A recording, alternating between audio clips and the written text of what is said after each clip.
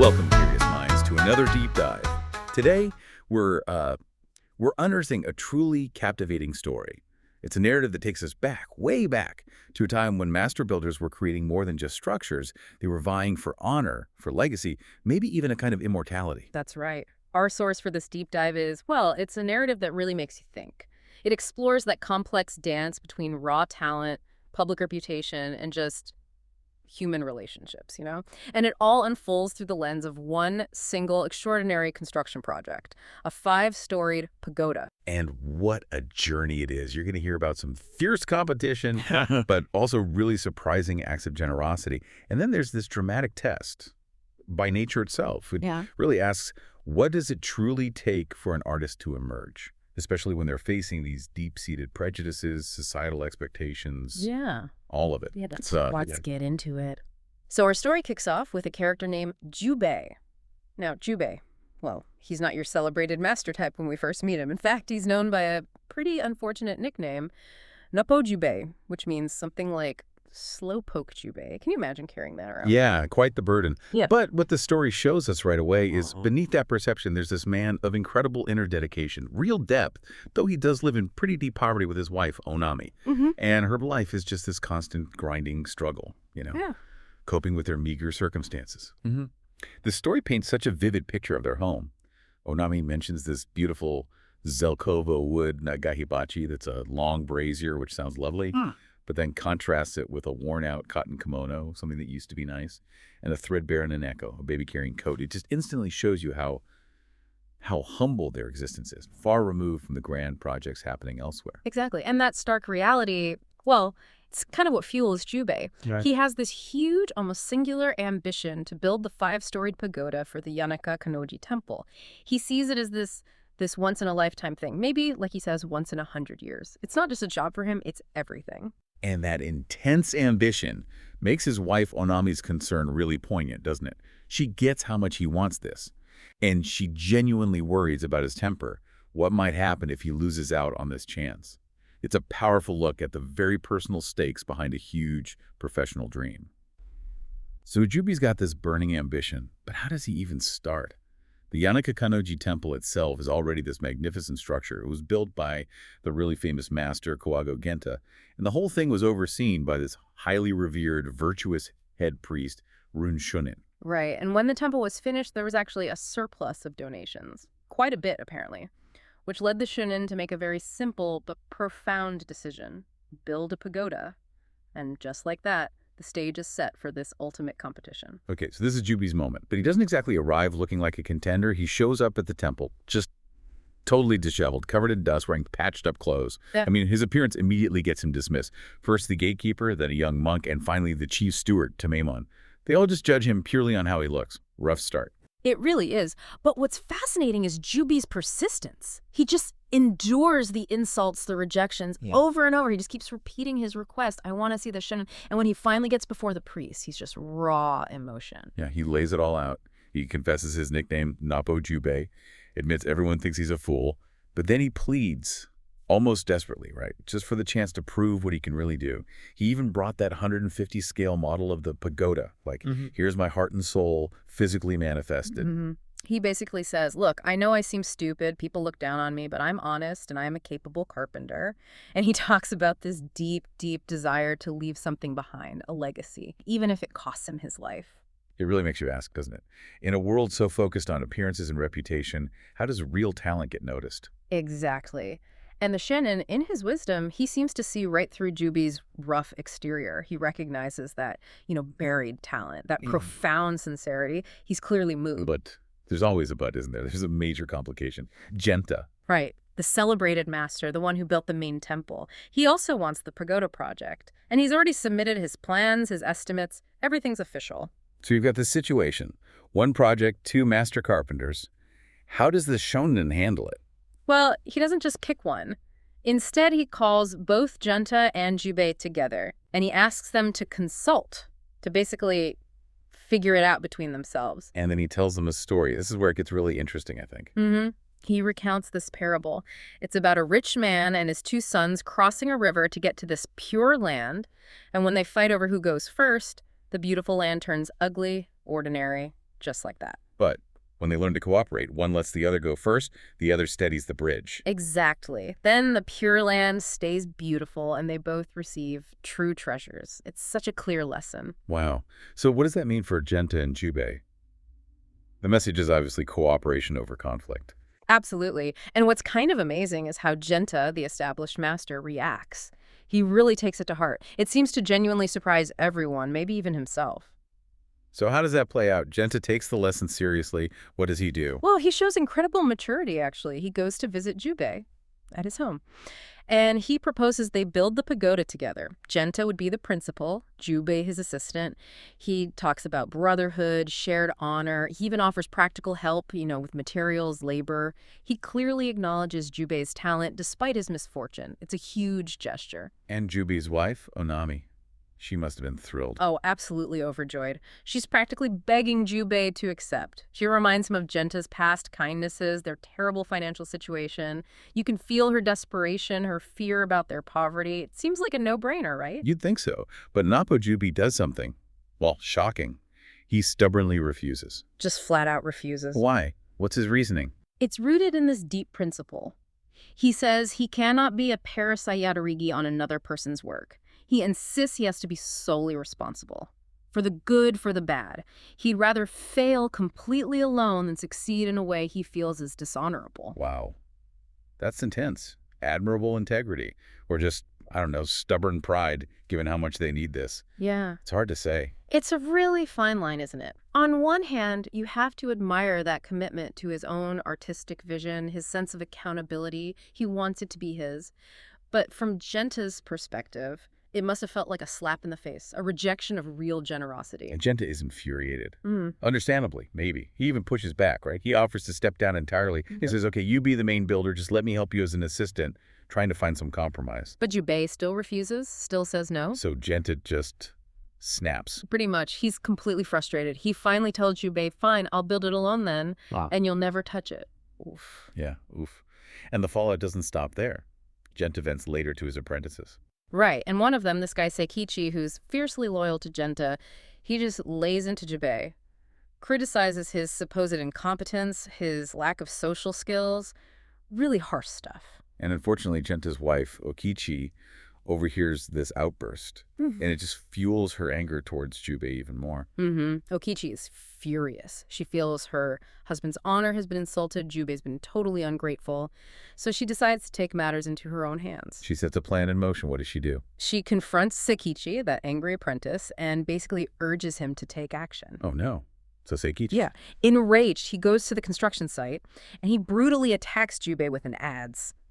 Cuts his ear, his shoulder. It gets violent, really violent. That's a huge escalation. Absolutely. Luckily, Iji, the head of the local fire brigade, intervenes quickly and subdues Seikichi.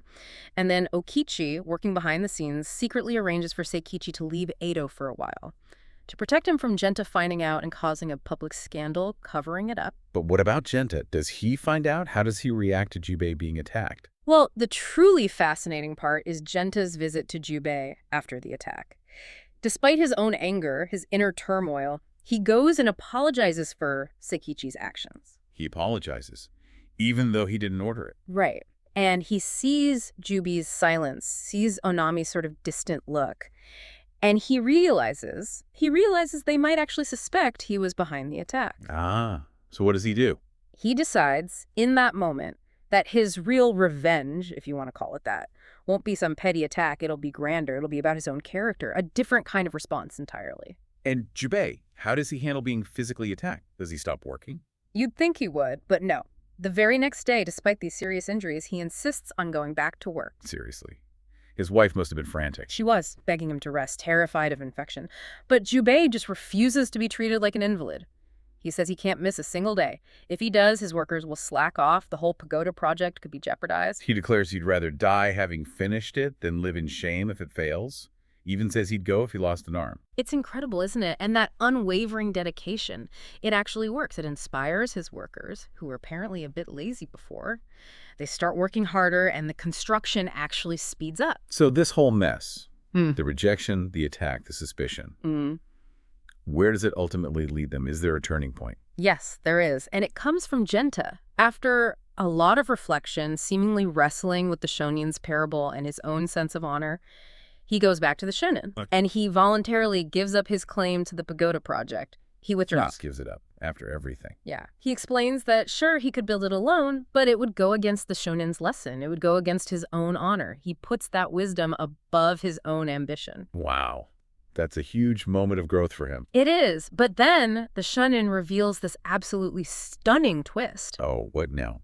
Jūbei had already been to see him. Jūbei had. What did he say? He tearfully resigned from the project, said he felt he wasn't worthy, that Genta should be the one to build it, probably feeling the weight of the conflict, maybe even the attack. No way. They both tried to give it up. Exactly. This mutual act of self-sacrifice, both clearly prompted by the Shonin's wisdom. Well, that leads to the Shonin's final decision. Okay, so what does he decide? He praises both men for their humility, their honor, and then he formally appoints Jūbei as the master builder of the 5-storied pagoda. Jūbei gets it after everything. He gets it, and he's just overwhelmed, can't even speak, just weeping tears of gratitude. It's an incredibly powerful moment. The guy who insisted on doing it alone gets the chance because both men were willing to step back. Almost a paradox, yeah. It really is. So with Jūbei now officially the master builder, construction kicks into high gear. His focus is absolute. The pagoda becomes his entire world, pushing aside thoughts of family, personal life, everything. He's completely consumed by it. And eventually, it's finished. The pagoda stands majestic. And everyone, even the people who initially scorned him, they're just marveling at its beauty, his skill. The monks celebrate. They compare its unique excellence to their wise teacher, the Shunin. A real moment of triumph for Digi. But the story isn't over yet, is it? There's one final test. The ultimate test, you could say. A massive storm hits Edo. Unprecedented, fierce winds, driving rain. Buildings are collapsing, trees breaking, total chaos. And the new pagoda, how does it fare? Well, despite being solidly built, it starts swaying violently in this tempest. The temple officials, they panic. They're terrified it's going to collapse. They send for Jūbei immediately. So they send a messenger to his house. What's Jūbei doing? When the messenger gets there, Jūbei's own home is half destroyed by the storm. But Jūbei himself is remarkably calm, almost unnervingly so. He doesn't rush over. No, he refuses to go to the temple. He just states confidently, my pagoda is strong, it will not fall. Why is he so sure? He says, basically, I built it right. No magic or shortcuts, just pure craftsmanship. So it will stand. He adds he'd only go if the Shinin himself doubted his work. That's the only thing that would make him question it. Okay, but the officials are panicking. Right. So they send the messenger back with an order. Lie. Tell Jūbei the Shinin does summon him. Oh, that's terrible. What does that do to Jūbei? It shatters him. Completely. He feels utterly betrayed. If even the Shinin, the man who believed in him, now doubts his work. Well, Jūbei feels his life is meaningless. His whole purpose is validated by that trust. So what does he do in this moment of despair? In this desperate act of honor, really, he climbs up to the 5th story of the swaying pagoda, clutching a chisel. A chisel? Why? He's prepared to die with it if it collapses. His death would be the ultimate statement of his conviction in his own work. It's terrifying and incredibly moving. Just unbelievable dedication. Is he alone up there? Well, down below, what's truly poignant is Genta is there too. Genta, what's he doing? He's just pacing around the pagoda during the worst of the storm, like a silent vigil. Seems like he's also ready to die with it if it falls, out of professional honor maybe. And this profound, unspoken respect for Jūbei's creation. Their rivalry has become something else entirely. Wow. The two masters bound to this swaying tower. And then the storm eventually passes. And the pagoda, it stands firm. Perfect. Not a single nail loose, not one board dislodged. It's just an undeniable testament to Jūbei's skill. His conviction was right. The public must have been amazed. Totally amazed. Though some people apparently attributed Genta's presence during the storm to just professional rivalry, keeping an eye on his competitor. They didn't grasp the deeper connection, the shared honor at stake. So the dedication ceremony happens. It's all official now. Yes. And the Shinin, in one final act of real wisdom, he summons both Genta and Jūbei. Up to the very top of the pagoda, they both, in different ways, saved. And there he inscribes a plaque with these incredibly powerful words. Jūbei of Edo built this. Genta of Kawago accomplished this. Built this, accomplished this. That inscription, that feels like the absolute core of the whole story, doesn't it? What does that distinction really mean? It's more than just semantics. Oh, absolutely. It's profound. Built this, clearly honors Jūbei's physical creation, right? His vision, his hands-on skill, his unwavering focus, the tangible structure is his, but accomplish this. That points to Genta's crucial, almost invisible role, his sacrifice, his maturity, his willingness to step back, to trust Jūbei even after the attack, his vigil during the storm. He made Jūbei's building possible. So it recognizes that great works aren't always just about one person's genius. Exactly. It suggests they often need more. They need that shared spirit, that humility, that ability to yield for something bigger than yourself. It really challenges that simple idea of the lone genius versus maybe a collective or facilitated achievement. And incredibly, that pagoda stood for over 100 years. And its story, this whole narrative of integrity, perseverance, the sheer complexity of human achievement, Right. it keeps being told. Yeah, the story of the five-story pagoda really shows us, doesn't it? That true strength isn't always about just wielding the tools or even having that singular vision. Sometimes it's about knowing when to step back. Or conversely, knowing when to push forward against absolutely everything, pain, perception, the odds. And it really highlights how easily reputation can cloud our view of genuine talent, and how even the most established figures like Genta can find growth through humility. It makes you question things like, was Jūbei's stubbornness actually a strength, or was it maybe a necessary flaw, a kind of fuel on his specific path to mastery? How do we tell the difference between principled stands and just ego in our own lives? And maybe, just maybe, what we build isn't only measured by its physical form. Maybe it's measured just as much by those unseen things, the decisions, the silent sacrifices, the shared human spirit that actually went into making it real. Makes you wonder what unseen forces are behind the great things we see around us every day. Absolutely. So connecting this to the bigger picture, it leaves us with a pretty important question, I think. For you, listening, in your own pursuits, whatever they are, when does holding fast to your vision cross the line into just rigid stubbornness? And conversely, when does yielding to someone else's path, or even just accepting help, become the greater strength, the thing that actually makes success possible?